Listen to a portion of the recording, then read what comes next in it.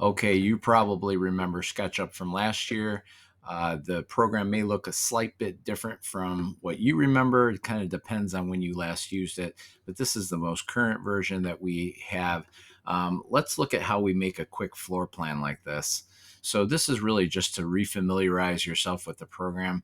So use the link in Canvas and you will get to this SketchUp free page. Again, we don't sign up or buy it or anything like that. What we're going to do is click and sign in, and you are going to sign in using Google. Okay, so don't create an account or anything. Sign in with Google, and I will wait because my internet's running a little slow here. And I already signed in with Google. I know it's correct because if I click here, it has my name, it has my email, all that good stuff. Okay, so now I'm going to go to start modeling. Now, you should, if you've used this before, see your old models pop up when this loads. So if you don't see any models like from previous years, that probably means you haven't used this before, or somehow they've gotten lost. But regardless, you probably see some of your seventh grade ones. So we're going to go ahead and create new. Okay.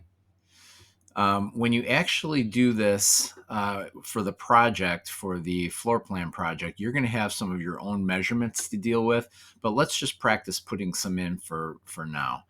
This guy's name is Ty. I'm going to leave him up there for now just to show perspective. And let's start with a rectangle to represent our foundation, basically. So click over here on the rectangle tool, and I'm going to click here at the origin. I'm going to click and let go, and then move my mouse. I'm no longer clicking at this point. I'm going to move it to where down here it says about almost 30 by 20. Now, if you remember from last year, the temptation is to sit here and try to click. Well, nothing happens when you click there. So what you have to do is just kind of move it to where you think it needs to go, let go of the mouse, and simply type in the dimensions. So here I'm going to type in 30 apostrophe, which means feet, comma, 20 apostrophe, and then enter on my keyboard. Now yours, depending on how you're oriented, yours may look slightly different, but eventually if you were to orbit like this, you would see it looks about that size compared to Ty here. So at this point, I'm going to go ahead and delete him because I don't need him. So I just clicked on the arrow, clicked on Ty, and hit the delete key. Okay, now I'm going to pan this over so that it's more centered in my screen. To do that, I'm going to click on the orbit tool down here and choose the pan tool, which looks like a finger, and I'm going to slide it to the side. Okay, you can use your scroll wheel to zoom in and zoom out, and that looks good like that. Okay, so now we have a 30 by 20 foot slab here. So I'm going to go back to my tools here and choose the push-pull tool. I'm going to click on it and choose offset. So this is my offset tool. Hopefully you remember this from last year. Okay, so I'm going to click anywhere in the middle here.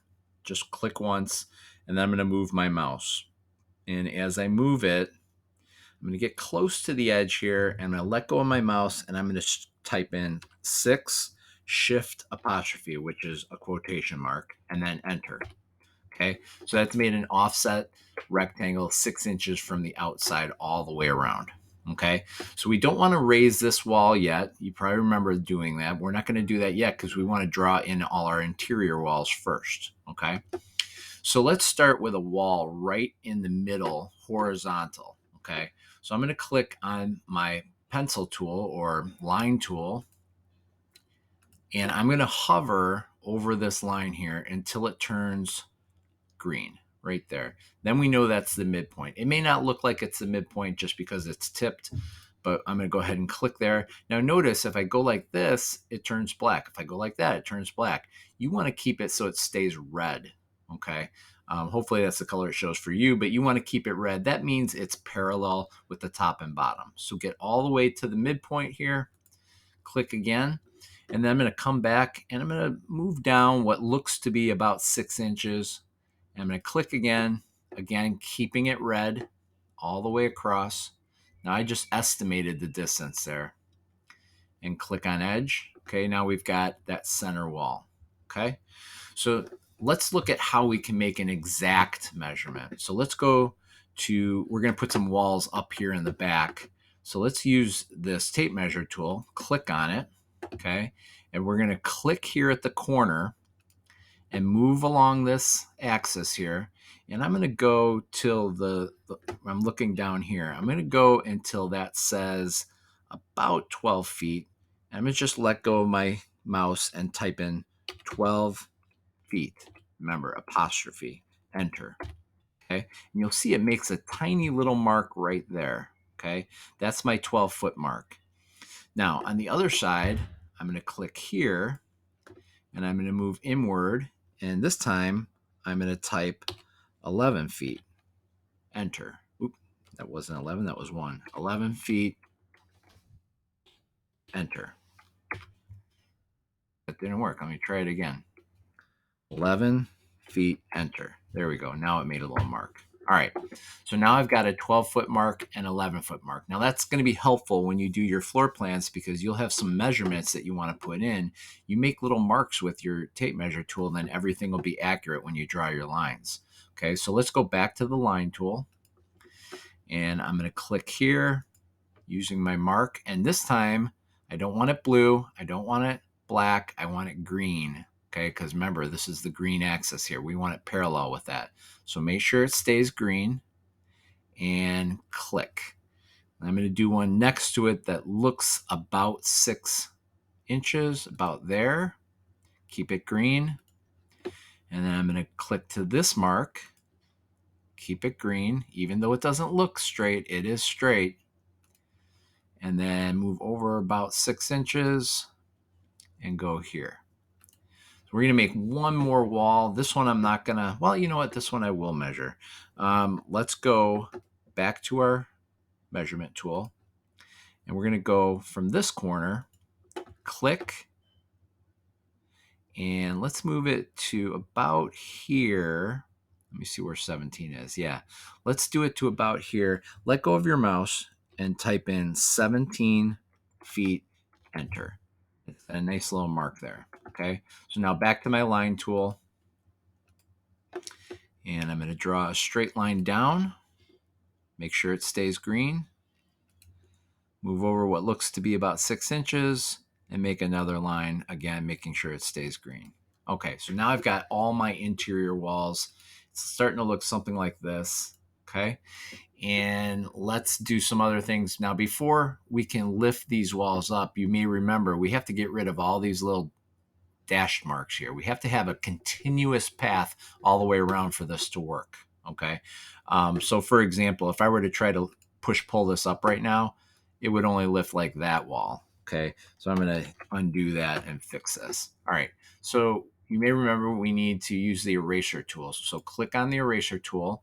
You may need to scroll in, but I'm going to simply select that little dash mark. I'm going to kind of go over all of them, okay? Don't worry about the little measurement marks we made. This one I had to do twice. Let's see. Let me zoom in up here.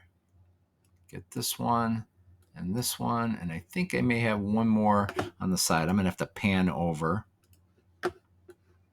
Yep, I got one more there I need to get rid of. So back to my measurement tool or my eraser tool.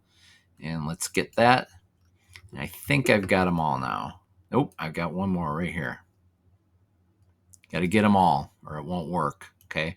But once you've got them all gone, let's go ahead and pan a little bit. You're going to use that pan tool a lot, okay? All right, now we're ready to push-pull. So let's use the push-pull tool and hover over the section that's the border of all your walls. Click, move it up, and then eventually let go of your mouse and just type in 8 feet. So 8 apostrophe, enter.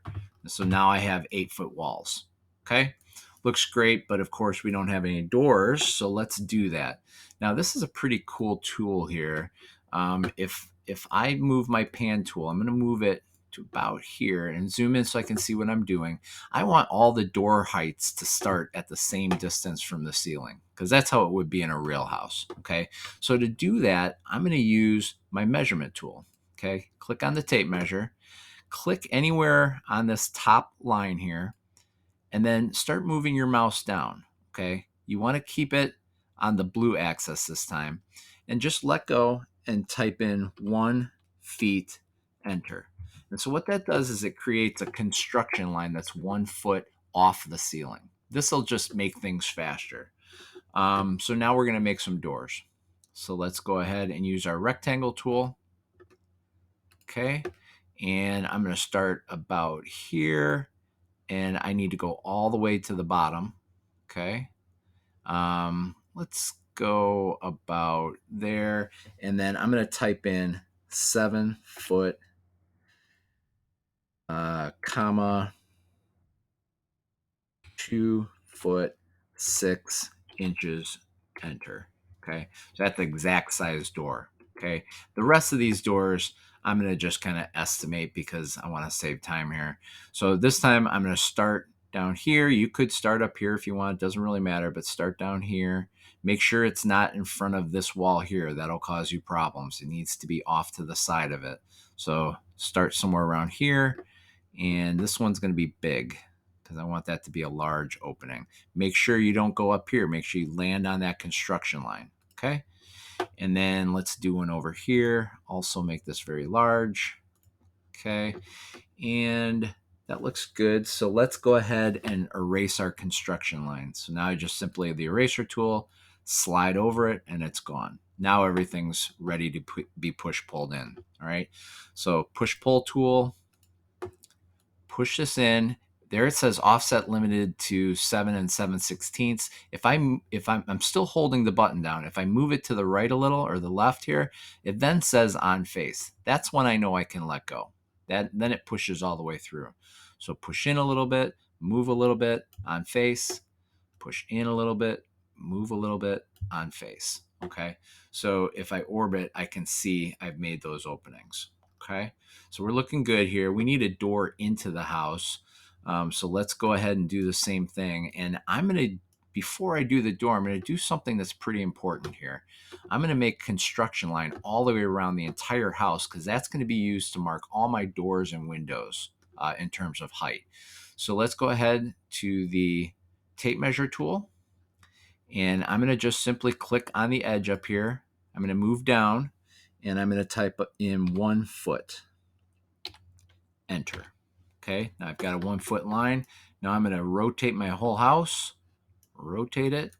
This time I'll start here, down, 1 foot, enter, go around. Now you know you'll do it right because when you get to the fourth side, this will all be matched up.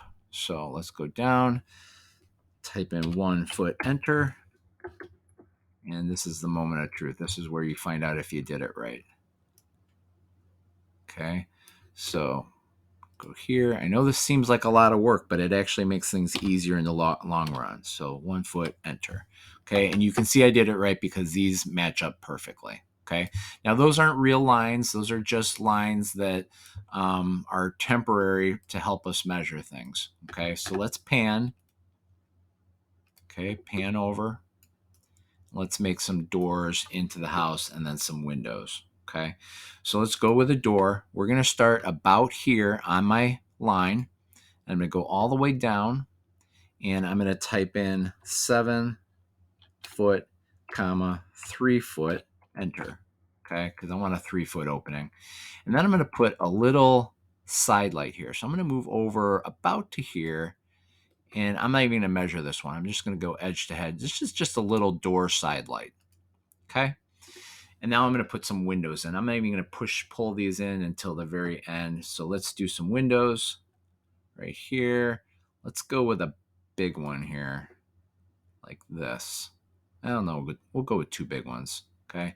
Right now I've got it set like this. If I try to get it close to 3 by 3, I may be able to get it, but it's not really working very well. So what I'm going to do is I'm going to type in 4 foot, comma, 4 foot, enter. Okay. And then I'm going to put another one kind of next to it. So 4 foot, comma, 4 foot, enter. Okay. And over here, I'm going to put one large one. And let's call this one 6 foot, 4 foot, enter. Okay. And try not to get too dizzy here. We're going to put one window here. I'm not even going to measure these because I don't want this video to go too long. Let's put one here. While I'm here, I'm going to go ahead and push pull these in just so I don't have to keep turning around. So push in, slide to a little bit. Here we go. Push in, slide a little bit. When it says on face, turn it around. Let's put a big one in the back because you'd be looking at a nice backyard here. Click it about there. Push pull till it says on face. Okay. We'll put a small one in the bathroom for privacy. We'll keep this one kind of head height, about like that, just so you get a little light in the room. Okay. And one more over here. We'll make this one big as well. Okay. Let's push pull both of those in. Okay. Push pull on face. Let's do a little one here. And I'll push pull that. And I'm not even going to put another one in. That's good enough. I still need to push pull these. So let's do that all at once. On face. On face. On face. You can see I'm not able to do it in one thing sometimes. I have to wait until it says on face. All right. The only thing I'm missing is I need a way of getting in from this room to this room. So what I'm going to do is turn my whole house this way. Okay. Let's do a little construction line with our measurement tool. We'll go down 1 foot, enter. Let's make a big doorway opening. You got to go all the way down to the floor and push pull it in. There you go. So now we can get into all our rooms. We don't need those construction lines anymore, so I'm going to get rid of them. So just go to your eraser tool, just erase each one of them. It's not going to hurt anything to leave them, but I think it just looks better without them. Okay, so we're almost done. There's a few other things you can do. I know on your video, you're going to need to put room labels on your project. So let's pan over a little bit like this. Okay, let's put some room labels in. So if you go to the rectangle tool, you can go to 3D text, and let's start with a dining room. So dining. Okay, and click here. Okay, then go to the 3D text tool again. This time, let's type in foyer. That here. Trying to. There we go. There we go. I can actually move it over like that. If you want to make it not blue like that, just hit the escape key on your keyboard. No, that's not seeming to work. I'll use this pointer key and just point somewhere over here. Okay. And let's go back to our 3D text tool. And let's go with family room. Go here. 3D text tool. Try that again. Oop, I'm going to undo that little thing I made. All right. So 3D text tool. And this time let's go with office. Place that there. And you get the idea. If you don't get through all of these because time's running short, that's fine. Bath. Okay. Place that there. And then one more. Kitchen. Your kitchen. Okay. And place it. And then again, I can use the pointer tool and click anywhere and get out of that. Okay, so that's pretty good. You got everything you need. This would be something you could turn in just like this. If you want to do some extra fancy stuff, you can always go over and do some paint. So if you go to materials, you can paint the walls. This is not important for our project, but it's something you could do if you wanted to.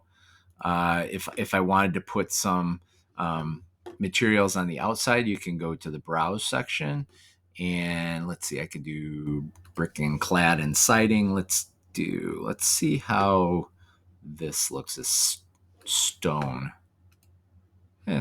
Looks kind of fake to me. Let's try brick. That looks a little bit better. The other thing that's kind of cool is if you go back to your rectangle tool and zoom in, you can click from corner to corner of your window. Now it looks like I blacked it out already, but that's actually a good thing, because now watch what I do over here. If I close my siding thing, I can go to glass and mirrors and choose on this invisible glass over here. Then I can click on that rectangle I just made, and it makes a clear piece of glass over it. So I can do that with any of my window openings. So I'm going to do all of them at once. And I'm going to have to, let's see if I can do it. Right down to there. Now I got to move this thing over. Hold on. Let me pan. Now I should be able to do it. Okay. So back to my rectangle. Go from corner to corner. And then hit my glass here, here, and here. Okay. You can see you can put glass on the outside. It's kind of neat. Anyway, that's just to dress it up. That's not important. But this is a refresher on how to make a floor plan. When you do this for your project, you're going to have specific measurements to use with this tape measure. So yours will look obviously different from this. This is something we just kind of made up here. You will need room labels. You will need windows and doors. You don't necessarily have to put the glass in, but you can if you want. Same with paint. You don't really need that. As long as you have the doors, windows, room labels, and partitions, you should be good. So that is how we make floor plans using SketchUp.